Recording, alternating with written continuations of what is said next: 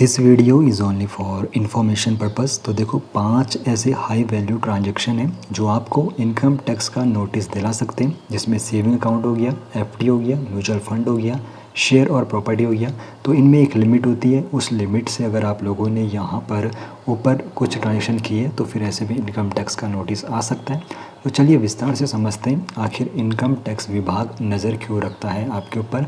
तो bank, mutual fund कंपनियां, registrar और ब्रोकरेज हाउस, तो सभी जो बड़ी वित्तीय ट्रांजैक्शन की जानकारी होती है स्टेटमेंट ऑफ फाइनेंशियल ट्रांजैक्शन के जरिए इनकम टैक्स विभाग को रिपोर्ट करते हैं। अब ये डेटा आपके एआईएस यानी कि एनुअल इन्फॉर्मेशन स्टेटमेंट में दिखता है और आपकी जो आईटीआर से यहाँ पर मिलान किया जाता है। ध्यान रखने वाली जो बातें होती है, हर हाई वैल्यू ट्रांजैक्शन गलत नहीं है, पर बिना जानकारी दिए यह नोटिस का कारण भी बन सकता है। समय रहते डॉक्यूमेंट तैयार रखने से घबराने की ज़रूरत नहीं होती है। पारदर्शिता और सही रिपोर्टिंग ही यहाँ पर सबसे अच्छा बचाव रहता है।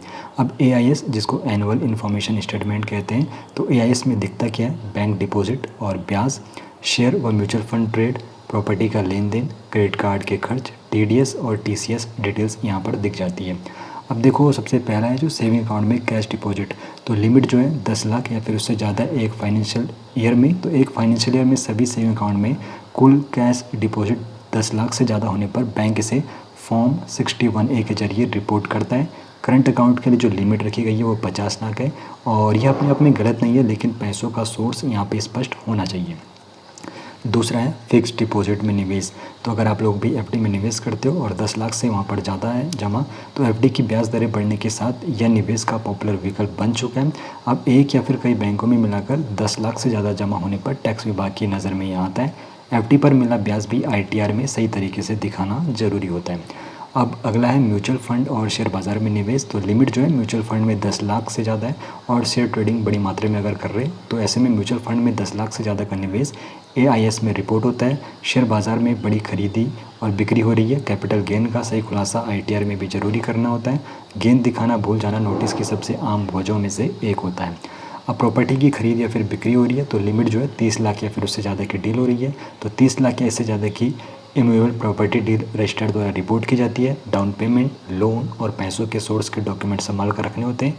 अगर पैसे किसी रिश्तेदार से लिए तो गिफ्ट डेट जैसे प्रूफ रखना फ़ायदेमंद रहता है। अब क्रेडिट कार्ड से अगर कोई बड़ा भुगतान किया जा रहा है जिसमें जो लिमिट है कैश पेमेंट से 1 लाख से ज़्यादा और कुल बिल 10 लाख से ज़्यादा सालाना है, तो क्रेडिट कार्ड बिल का कैश में 1 लाख से ज़्यादा भुगतान रिपोर्ट होता है। किसी भी तरीके से साल में 10 लाख से ज़्यादा का कुल क्रेडिट कार्ड भुगतान भी नज़र में आता है। अपनी घोषित इनकम के अनुसार ही आप लोगों को खर्च करना बेहतर रहता है।